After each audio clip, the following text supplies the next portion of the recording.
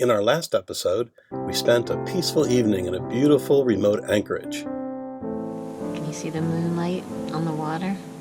Such a beautiful, peaceful night, but when we woke the next morning, we were in for a surprise to find conditions completely different.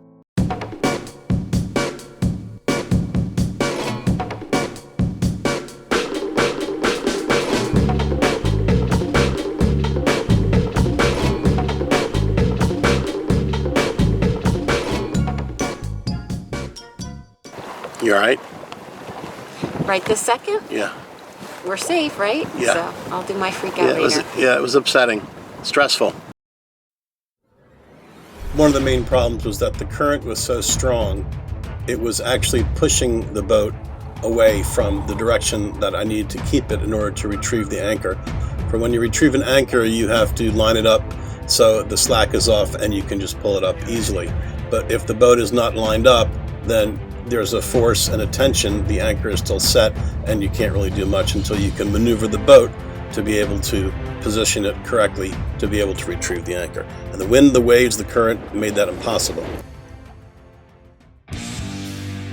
Although the waves probably don't look so big, the forces they were exerting made it impossible for me to retrieve the anchor.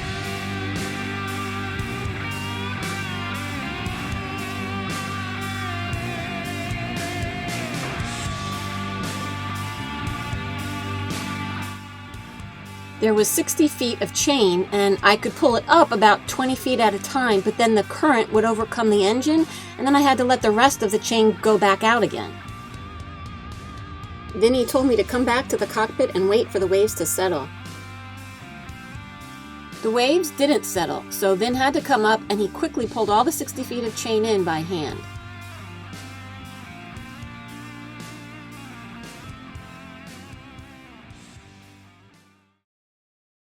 Hey everybody, we woke up this morning and there's waves are a bit high here in this Anchorage, and we're having a little bit of difficulty bringing the anchor up because the boat's swinging around a lot, and the current is real strong. It's like almost 2 knots, and so we're just kind of waiting. The tide is turning now, which means the waves are going to die down, because when the tide and the wind are in the same direction, it calms down, but when tide opposes the wind, that's what kicks up the waves, makes it a little harder to retrieve the anchor. Although I'd be the most natural candidate to haul in that heavy chain by hand, because Amy has been working so much, we've not had a chance for her to learn how to helm the boat, how to operate the throttle, which is part of the control of the boat, which enables the anchor to be pulled in.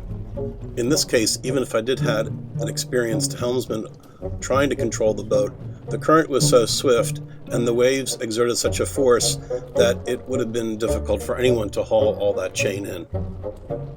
I'm wondering now if maybe a windlass would have helped us, or a friend of mine also said we could have rigged up a line from the beginning of the chain and then brought it back to the winch in the cockpit, and I could have winched it in from the cockpit. So either way, we've never had a situation so far where the forces of the waves were such that it was impossible for Amy to bring the anchor up, and certainly difficult for me to also control the boat because of the current. Please comment if you've had an experience retrieving the anchor, not because the anchor was stuck, but because the wind and the waves was such that it made it difficult. If you're a sailor, do you have a windlass? Does that help? Well, after a very stressful time of trying to bring in that anchor, I know Amy was upset because she likes to do things effectively and efficiently. I was very frustrated, and we just have not had the training to deal with all the situations that we encounter.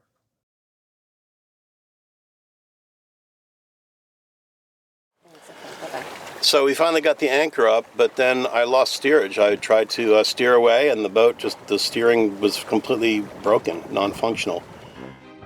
Sailing vessels come with an emergency tiller for just such emergencies as this.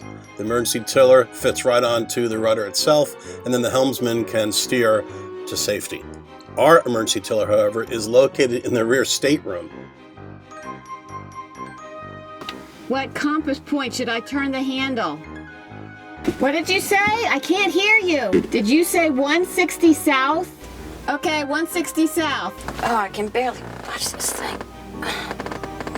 Oh my gosh. We need to have something fabricated so we can bring this emergency tiller up through the hatch top here and to the helmsman.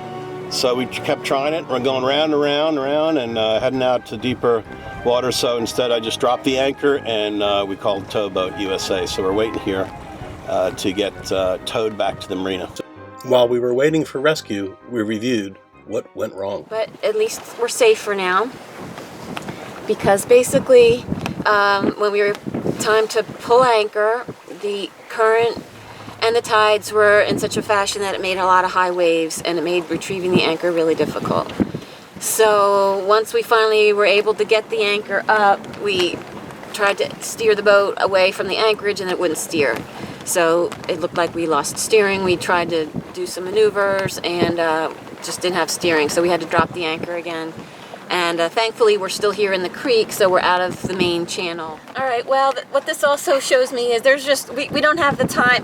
We're not going to Florida at this point. We've got to take our baby here and get her to the hospital and fix her. She needs to be fixed, and so we're going to stop this whole getting south, and instead, let's get her fixed. So Vinny did a good job keeping us safe. You all right? Right this second? Yeah. We're safe, right? Yeah. So I'll do my freak out later. It was upsetting, stressful.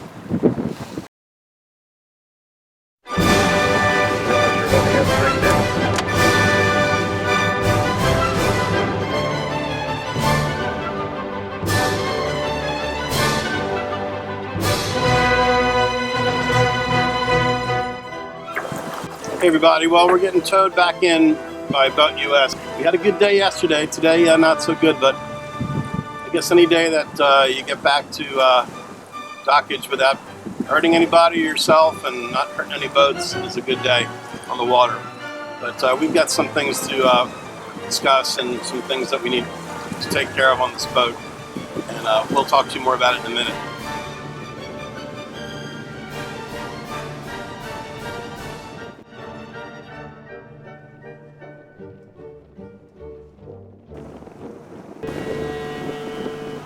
Look at the Towboat USA.